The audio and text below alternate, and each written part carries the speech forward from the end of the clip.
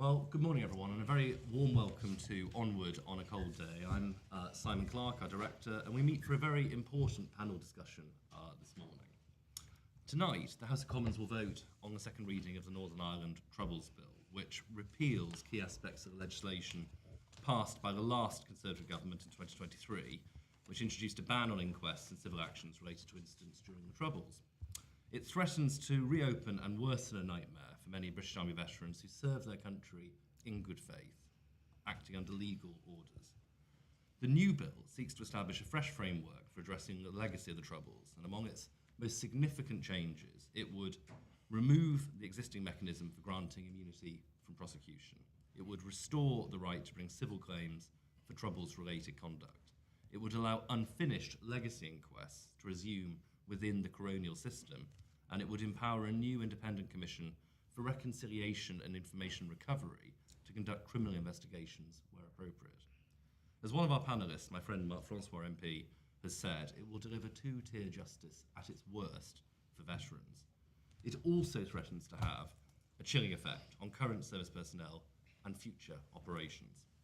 In a recent joint letter, 9 former 4-star generals stated that, and I quote, "The fear that lawful actions may later be judged unlawful will paralyse decision-making, distort rules of engagement and deter initiative," and said that this lawfare is a direct threat to national security. It's now time for me to introduce our panel. There are very few MPs, past or present, who care as much about the British Armed Forces as Mark Francois, who was the Shadow Armed Forces Minister, and it's a great pleasure to welcome you today. Mark is joined by Paul Young, an Operation Banner veteran of the Blues and Royals and spokesman of the Northern Ireland Veterans Movement, Colonel Simon Barry, a former officer in the Parachute Regiment, an Operation Banner veteran, and Gilly, a former warrant officer in the Parachute Regiment, who is reading out a statement from Soldier Z, a former Special Forces operative who has been invested multiple times. Each of them will set out some opening remarks, and then we'll move, after those remarks, to questions. But Paul, if we were to start with you, please. We, as a group, the Northern Ireland Veterans Movement, represent approximately 200,000 veterans that served in Northern Ireland.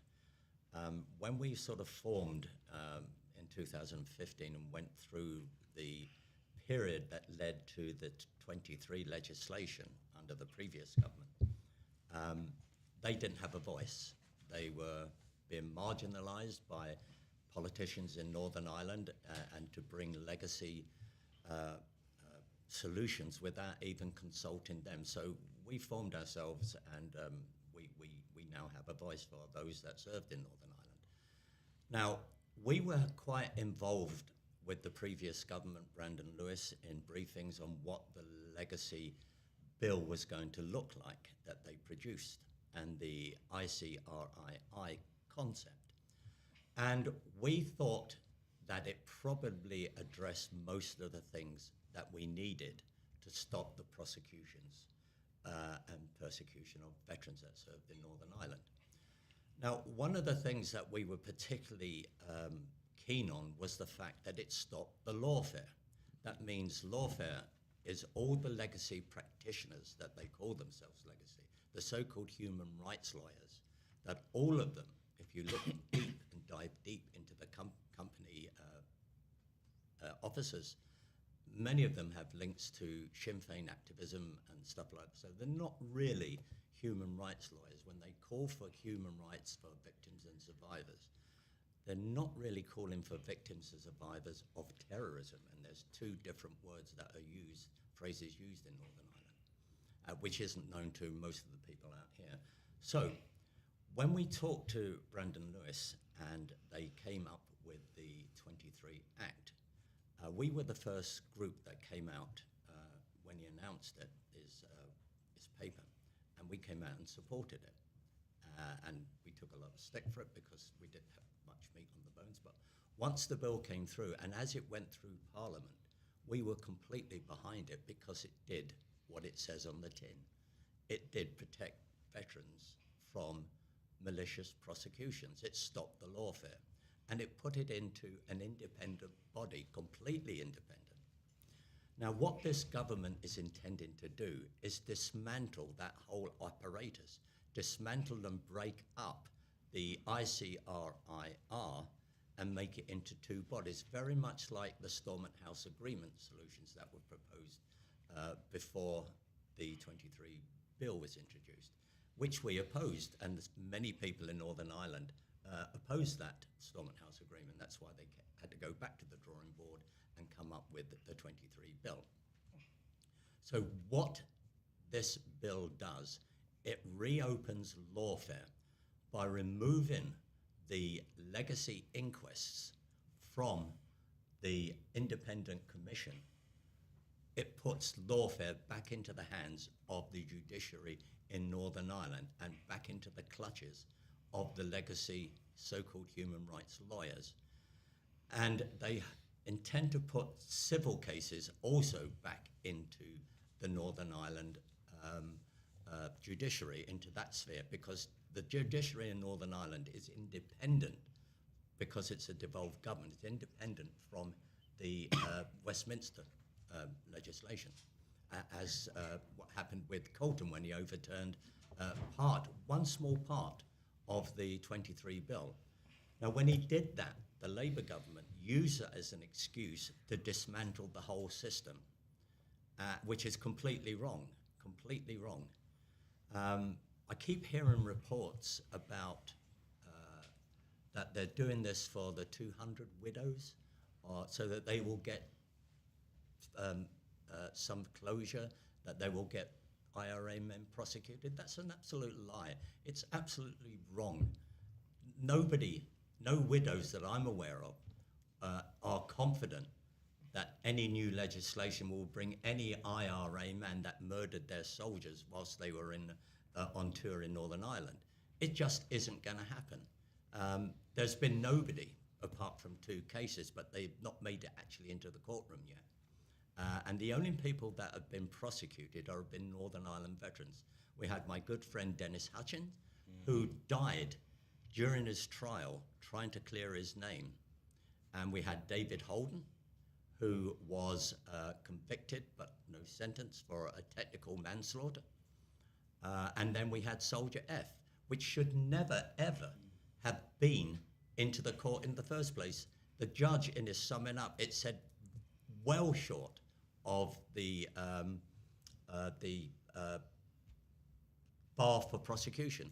And all those involved in those getting him into court should really be looked at very closely in how he actually got into the courtroom in the first place. You know, because their judgment is, if he can see that and everybody else can see that it fell well short of the bar for a prosecution, why didn't they stop it? Yeah. Thank you, Paul. Yeah. Colonel Barry. Thank you. I'll start really with the context, because it's obviously important. People call it the Troubles. And in some people's minds, it's something that happened a while ago, and Troubles sound like a sort of enhanced domestic aggravation session and so on. It wasn't that. Over 3,000 people were killed. Tens of thousands had their lives absolutely ruined. And it is that serious. My big concern initially was about the deceit of the process that is going through and the concomitant betrayal of people who, in good faith, stuck their lives on the line in a democracy to prevent an insurrection by a group of terrorists, doesn't matter how they dress themselves up, terrorists who went around murdering men, women and children. And they can't get their head around that, and they want some form of equivalence now. In a democracy, a terrorist is a terrorist, and that's the end of the chat. But I think now the bigger concern is this involvement of the Republic of Ireland. And all of us who've been on the other side of the border were very, very clear about the complicity, definitely passive and possibly active, of the government of the Republic of Ireland and also of the Garda. So there are loads and loads of examples, but I'll bring a couple. Kings Mills, the 10 Protestant workmen murdered in January 1976. Everybody had convenient amnesia. No one seems to care about them. Lots of other things that the army may have done are being talked about every day, but that's just disappeared. And it was an appallingly brutal murder that set a new trend for operations in South Armagh. And we captured some of the weapons that were involved in that, but no one has gone to trial, no one's gone to justice or anything like that. You then have things like Mountbatten, Warren Point, Inniskillen, and then finally Omagh. And if you look at Warren Point, it's a good case of why are these people getting involved. The RUC wanted to go across and look at the firing point after the attack, because the bomb that killed 18 soldiers was initiated from County Louth and the Republic. And the Republic would not let them do it. And by the time they got there, the forensics had all disappeared or been contaminated. The motorcycle that was being used by the bombers was being driven around the police car park in the Guard East station by a policeman having a great time on it and so on. And if someone is going to say to me that the forensics in that particular case are going to be better now than they were then, now that the Irish government is saying, oh, well, we might play nice, they're taking us for a bit of a clown. The other part involving both the Republic and so on, and why they're involved, is something that you may wish to speculate upon. But we have the whole business of, in the run-up to the whole conclusion of the peace process, the things like comfort letters and pardons. And if that's not an unlevel, unbalanced playing field, I'd like to know what is. And it's interesting that there is a thread that runs through from then to now, which is Jonathan Powell, who was a major player in that and is now back in number 10 as the National Security Advisor. It was only after the IRA had bombed Omagh, which killed 29 people and 2 unborn children and injured loads and loads of others, that the negotiations were brought to a successful conclusion.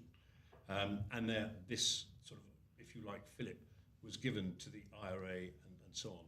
And it just seems that if we've given that much away and we have form on that particular individual for giving that much away, are we now the next things that are being given away to achieve some sort of ulterior motive, which we can all speculate upon, by bringing the Irish government into a situation that they were complicit in helping to cause in the first place? It's a bit like getting the Cray twins to investigate Scotland Yard, frankly. And really that's my key point. I'll take questions later. Thank you, Simon. Next up, Mark, and I think you also have a statement to read out on behalf of Helen Lewis. Thank you. Thank you very much for coming today. Again, just a few words about context. Operation Banner lasted from 1969 to 2007. It was the British Army's long single deployment as a discrete operation in its history. 300,000 British regulars deployed on Operation Banner. And of those, and I say this a week from Armistice Day, over 700 were killed and thousands suffered life-changing injuries at the hands of both Republican and so-called loyalist terrorists, whether by bomb or bullet. It is important to restate for the record that 90% of the fatalities in the Troubles were caused by terrorists. And there can be no moral equivalence whatsoever between terrorists who went out in the morning or often at night to kill and maim, and soldiers who left their barracks to uphold the rule of law and to try and protect those civilians. Now, I want to clear up one misnomer.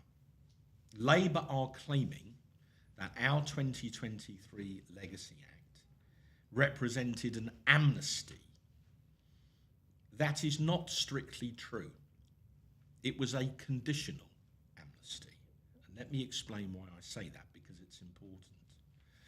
Under the Legacy Act, if compelling new evidence came forward against either a soldier or a paramilitary, the ICRIA Commission could launch an investigation into that fatality. If the Commission then determined that that person cooperated fully and truthfully with the Commission, if, for instance, a paramilitary were to say, I abducted someone who is now a member of the so-called disappeared, and they are now buried in the corner of that Fielding, Crossmaglen, and I know because I buried them, then the Commission, if they thought they had truthfully participated to help the families of that deceased person find out the truth about what happened to their loved one, could grant that person immunity from prosecution. Conversely, if the Commission decided that that person was lying or willfully obfuscating, they could then recommend that person for prosecution by the prosecutorial authorities. So it was always a conditional amnesty, and it's important to understand that distinction. This bill, the Northern Ireland Troubles Bill, which I reread over the weekend, is the result of a sordid backstairs deal between our government and the government of the Irish Republic. And Hilary Benn, the Secretary of State for Northern Ireland, was back in Dublin again yesterday because the government are now under pressure over this deal. The government say they stand four square with our veterans. That rings hollow to them. That's a 107-page bill with 98 clauses and 6 schedules, and the word veteran doesn't appear in it anywhere, not once.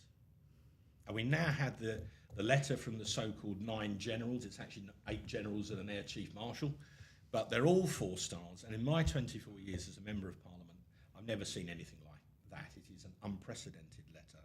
And they, not we, describe Labour's proposals as a, quote, direct threat to national security, not just because of its effect on morale, particularly in the Special Forces community, and both recruitment and retention in the army as a whole. We already have more people leaving the armed forces than joining, and if this bill goes through, fewer will join and more will leave. And a particularly galling aspect of this is that Labour are telling their backbenchers, most of whom will never have read this, that the reason they're doing this is at the behest of army widows and wives so that they can go after the IRA. Now, I don't know any veteran of Operation Banner who believes that. And you've just heard Paul say on their behalf, it's a lie. Well, I would like to read out a statement. It'll take a couple of minutes, but I hope you'll agree that it's worth it. From a lady called Helen Kelly, the wife of Ned Kelly, who served in 2 para and was severely injured in a bomb in 1994. This is what one of those military wives thinks of that argument. I quote, "On the 8th of July 1994, our lives changed for the worst. I had gone home for a few days as Ned was away, and I was pregnant and had an 18-month-old son and was struggling with the pregnancy. And around 1100, I got that dreaded phone call telling me that my husband had been injured and I needed to come to Northern Ireland. I got a flight that day and was met at the airport where I was taken to the hospital, not knowing if he was alive or dead. I finally got to see him for a few minutes as he was critical at this point. I didn't recognise him as his face was burnt, an image I still have in my head to this day. Days went into weeks. Numerous operations to save his legs, eyesight, basically just trying to save him. As a wife, it was too unsafe for me to go to the hospital on my own as it was the Royal Victoria Hospital on the Falls Road. So I was driven by a driver to a police station and the police took me in an undercover car and escorted me to the room. This was terrifying for me. I tried to keep myself calm for my unborn baby. Ned became stable and they decided he didn't need a bulletproof room with police guards, so they moved him to Dundonald where he carried on with his treatment. This lasted a few weeks until there was an attempt on his life by the IRA once again. A nurse had informed us that a patient was asking questions about us and acting suspiciously. As the nurse was unable to tell us his name, she wrote it on a piece of paper. Ned informed the intelligence cell who were aware there was going to be a hit on the hospital. Myself and my young son were present and we found out there was going to be a hit. Ned was moved straight away to the military hospital awaiting transfer to the Woolwich Hospital. Ned was transferred to Woolwich Hospital. I had to stay in Ireland as we had an army house that needed to be packed up. I was left to pack a house up and charged because the quarter was not cleaned to the standard that it should have been. I was pregnant with a small child and worried sick. Ned carried on having his treatment in many different hospitals and was learning to walk again. Ned eventually was able to come home and leave as I was due to give birth. When I think back, life was very different to other families. We couldn't go out much as Ned was in a wheelchair, and a lot of places weren't wheelchair friendly. Ned struggled as he blamed himself for not being able to help with the children because of his injuries. He was not able to play with the oldest or help with the baby. Ned spent many years back and forth to hospital, then eventually went to Headley Court. We struggled with money as I had to get the train many times to go and see him because it was too hard for him to come home a lot. I needed to help him with physical and mental health as many times he wanted to give up. Just a little more. Our children had a very difficult upbringing as their dad was in and out of hospital and is still continuing to have treatment all these years later. Ned suffers from extreme PTSD and very often has nightmares where we are up all night with him uncontrollably crying, saying sorry to me as he thinks he's ruined my life. We're a strong couple and I'm very proud of how far he has come. The IRA members that planned the ID on Suffolk Road, West Belfast, were allegedly James Christie and John Shaw. They were released and never charged. She concludes, so if Labour think that I will be given closure, it's a load of rubbish. This is opening up old wounds and setting anxiety off in families for whom this has never ended. Labour can't hide behind us military wives saying we will get closure, because we won't. It needs to stop and remain in the past, stopping the tit for tat. We are the forgotten ones still living that nightmare. I put it to you that those words are far more powerful than anything I can say, and Gilly, who will speak in a few moments, I believe knows Ned personally. So it isn't true to say that this is being done at the behest of military widows or wives. Certainly not this one anyway. Thank you. Thank you, Mark. And finally on our panel, Gilly, who will read out a statement on behalf of Soldier Z. Statement by Soldier Z. I wish to state that I have no political affiliation and I'm loyal to the country I serve and the Crown. The damage being done to the morale and fibre of UK Special Forces and Armed Forces by the proposed Troubles Bill and ongoing lawfare must be understood by our public, because it's very well understood by the SAS.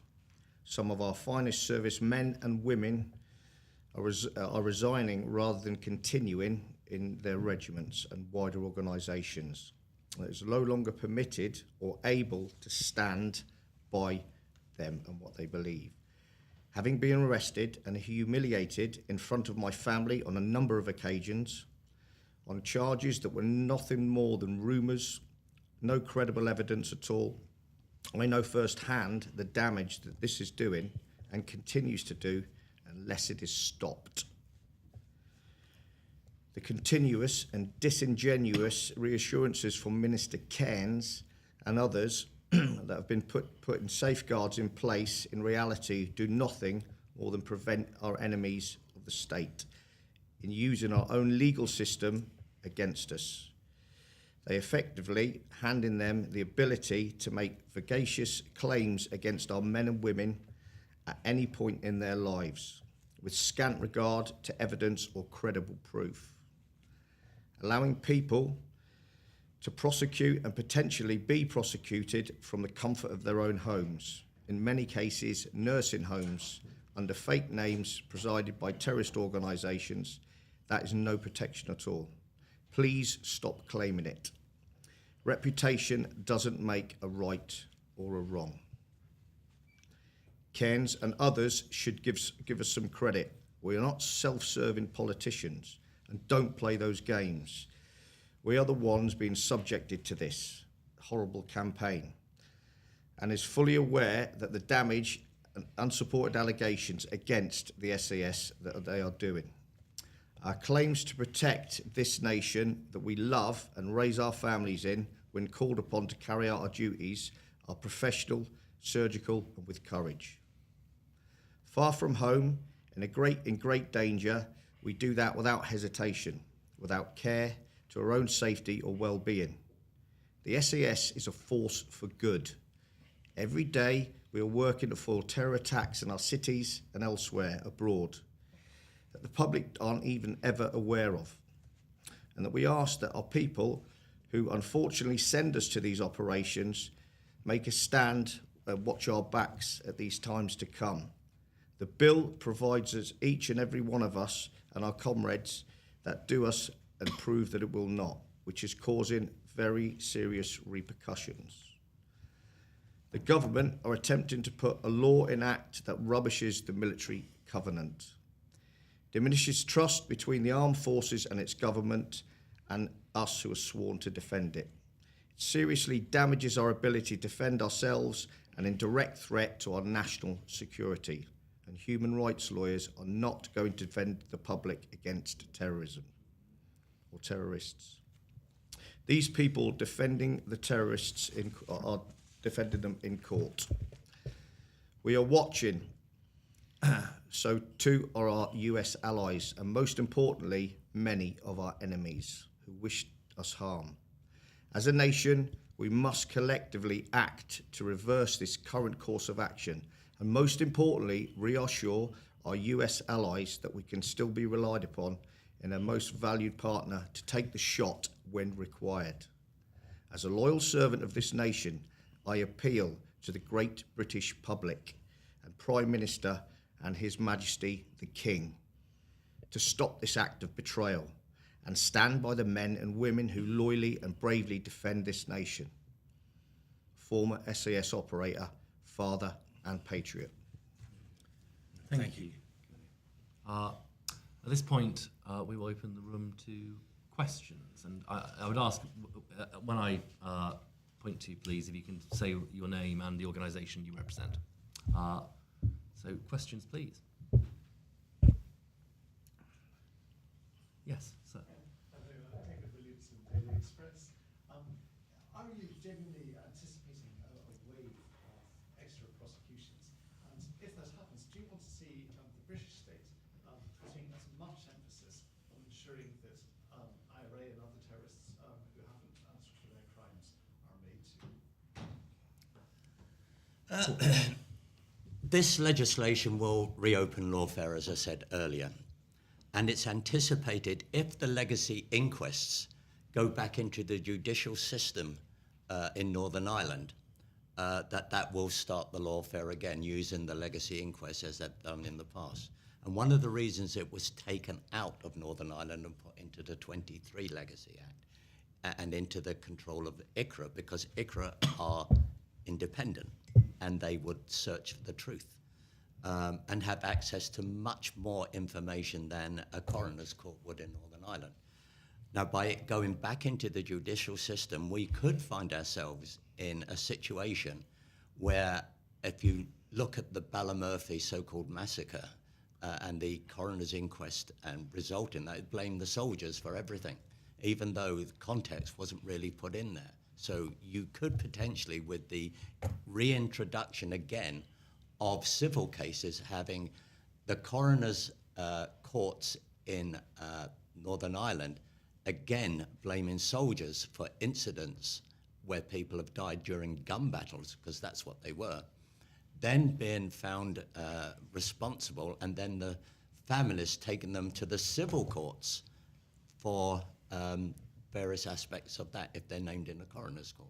So that's what's probably the playbook that's going to come from the legacy lawyers. And of course, they're going to be funded by legal aid, and they're going to make millions more, because they're making millions out of the legacy, all these legacy lawyers. And that's the biggest fear. And of course, it may come that they decide after a coroner's inquest and after a possible civil case that they might bring criminal charges later on. So what the future has for us Northern Ireland veterans is years and years of further litigation.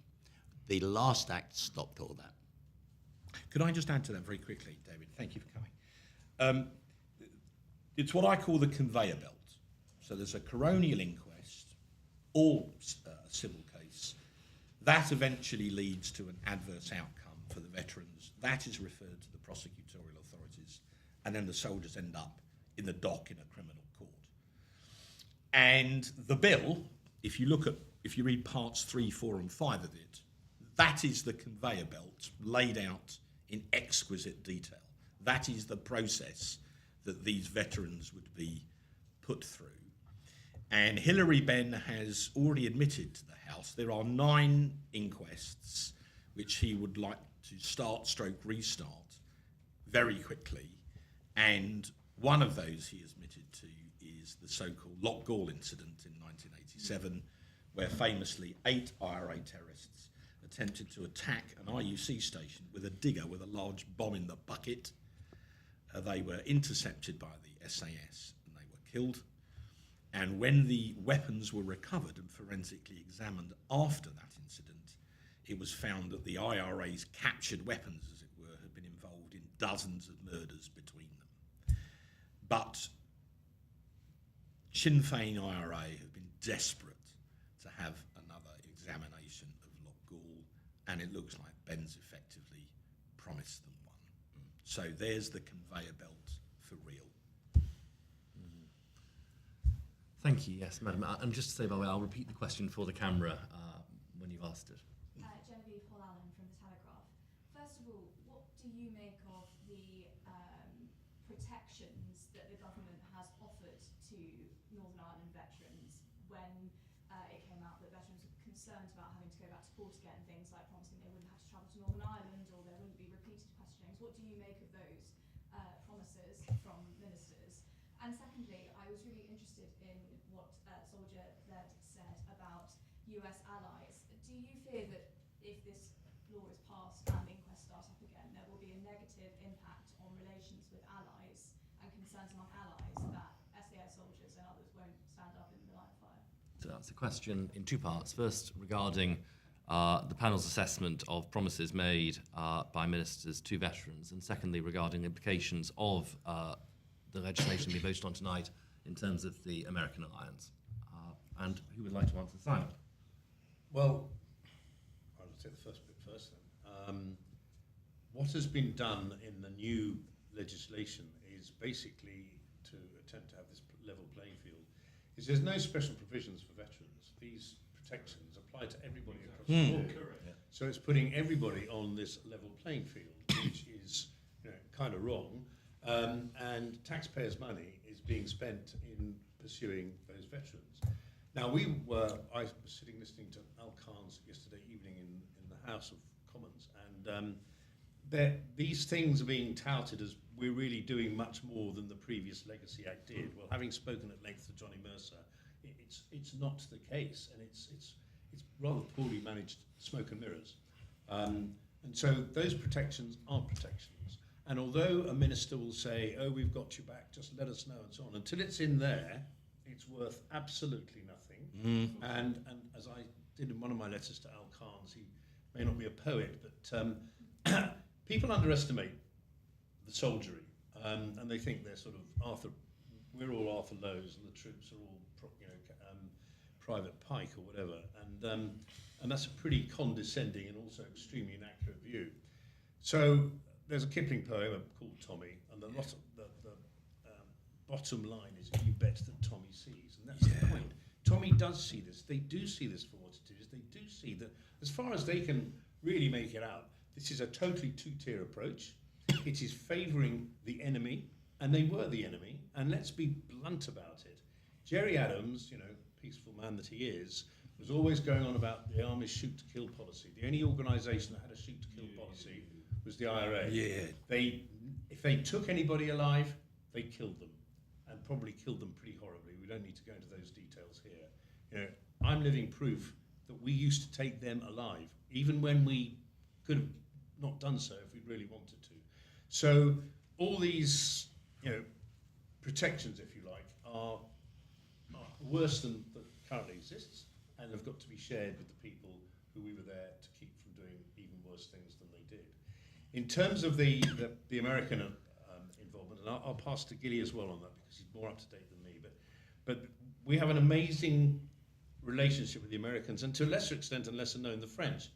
And both friends I've got in both places are going, what the hell are you doing?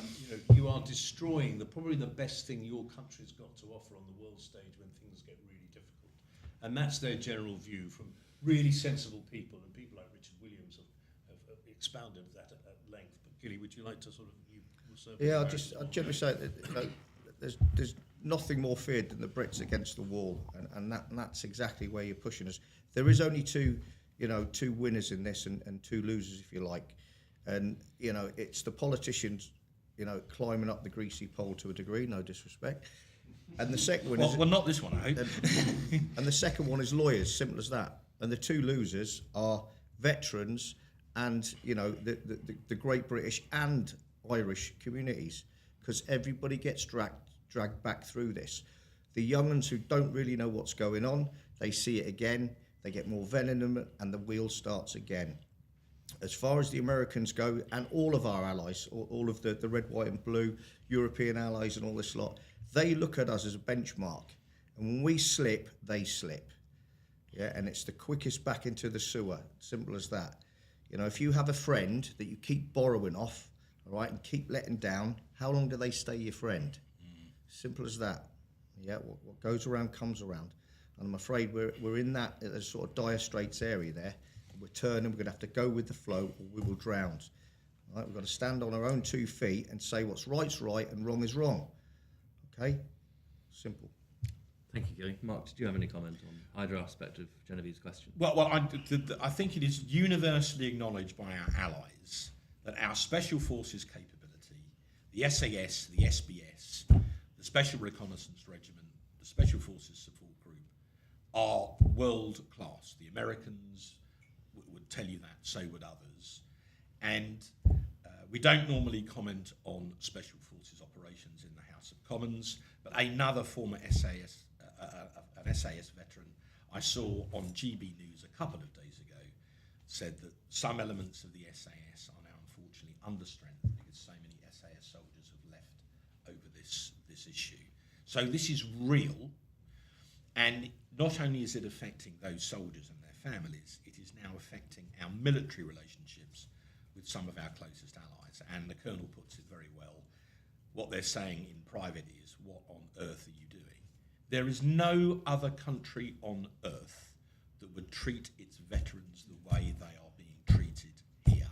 And it's all because, and here Gilly is dead right, it's because of politics, and it's ultimately to appease Sinn Féin. And we should call that out for what it is. Yes. A question from Dan Saville on Defence Editor at The Guardian, who's streaming live. He's gone, there is widespread cross-community opposition to the Legacy Act in Northern Ireland, unhappiness from victims' families. How do you reconcile that with the concerns you raise?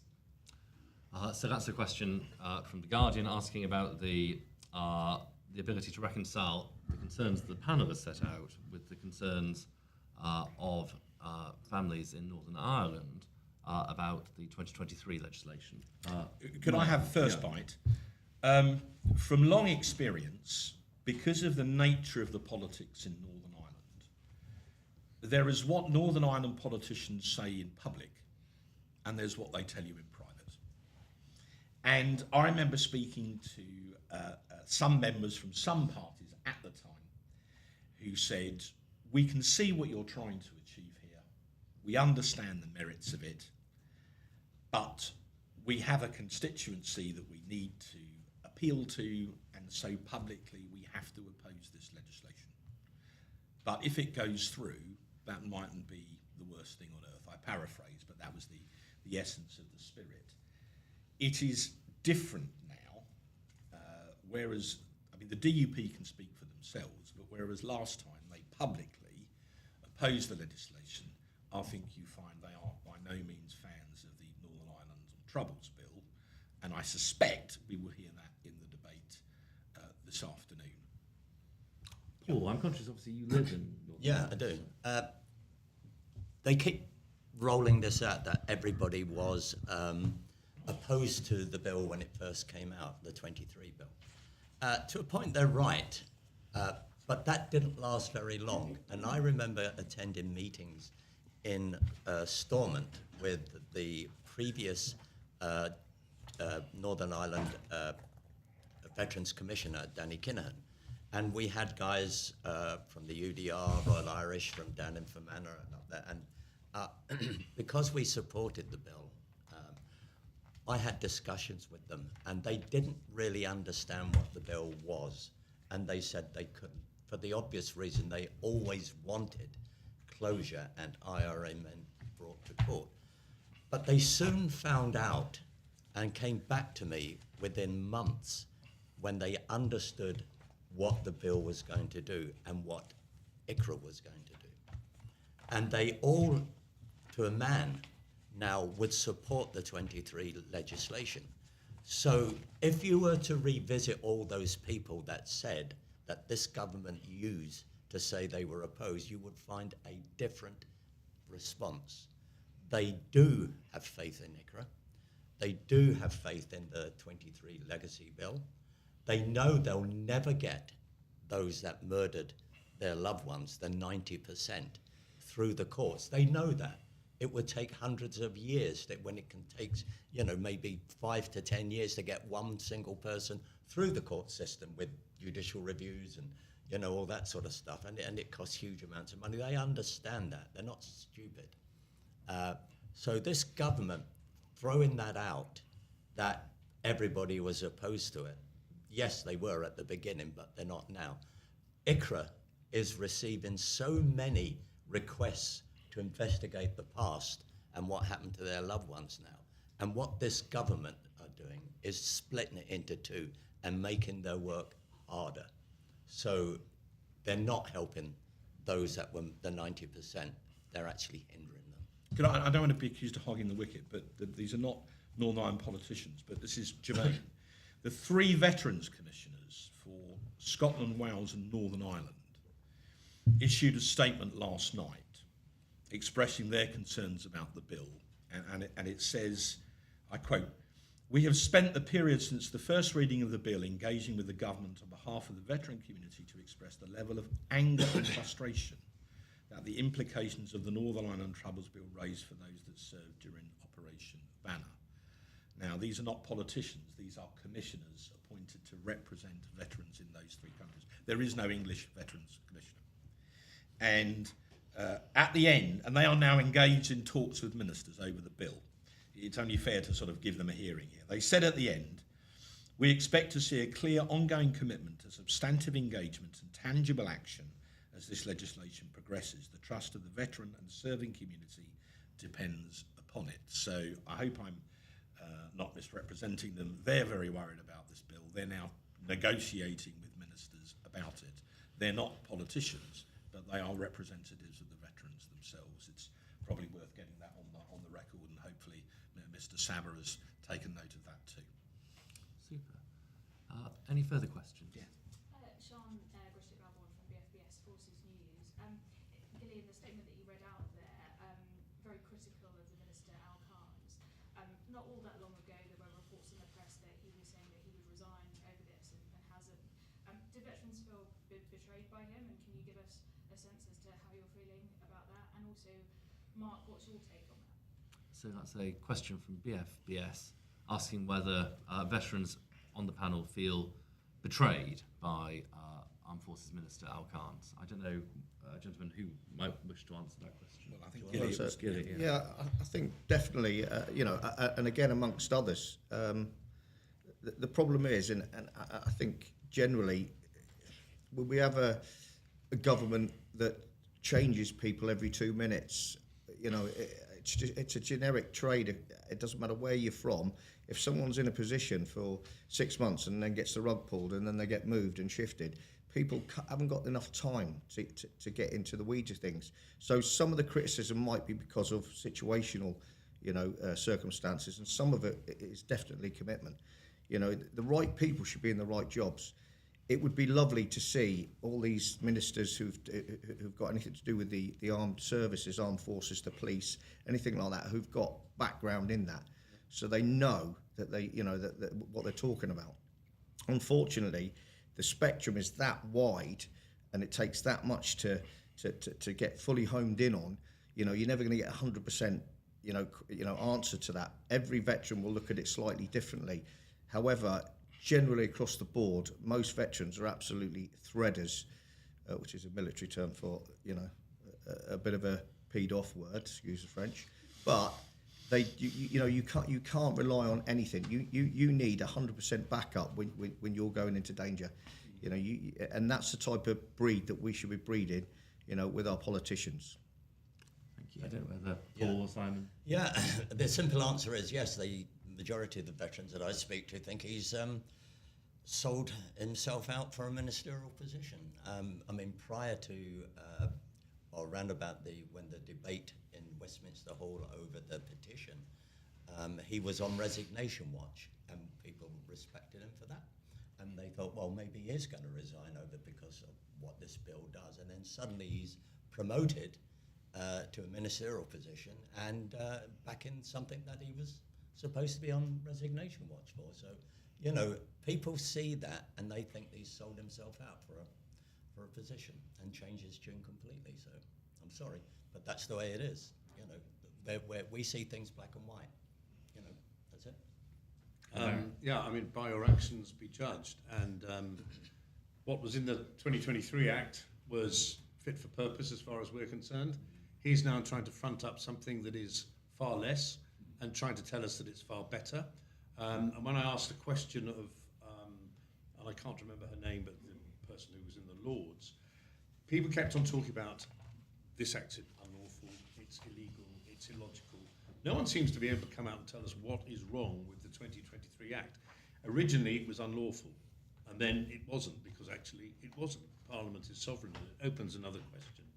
It also, I think we've all got to be blunt, is that these guys are on their second career, and if Al Khan's, God bless him, wants to get on, he won't get on by fighting against the party. He'll get on by towing the party line, and that's why when we discussed all this with him yesterday, we were very, very keen to make the point that it's all marvellous, but until it ends up in there, it is just hot air.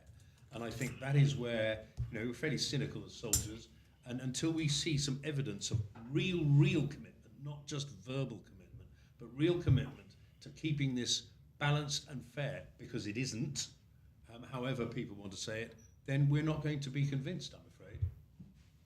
Thank you. And Mark, finally, any comment from yourself? I think the veterans' comments speak for themselves. Marvellous. Do we have any further questions? Yes, Gavin. Gavin Rice from Onward. First of all, thank you very much to all of the veterans on the panel for your service. The subject of the persecution of our veterans by human rights lawyers and the human rights law frameworks that they operate under has been brought up.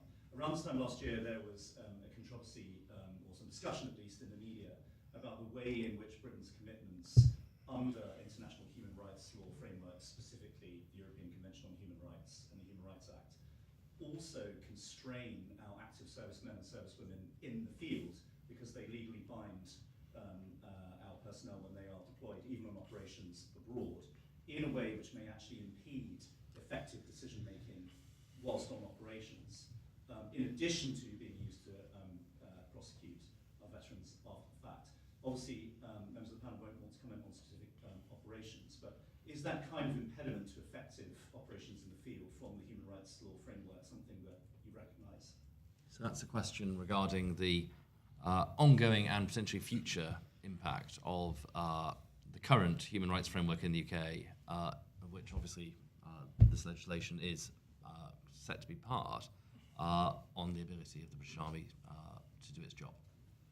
I don't know who would like to launch us up on that, Colonel Barry? Looks like me then.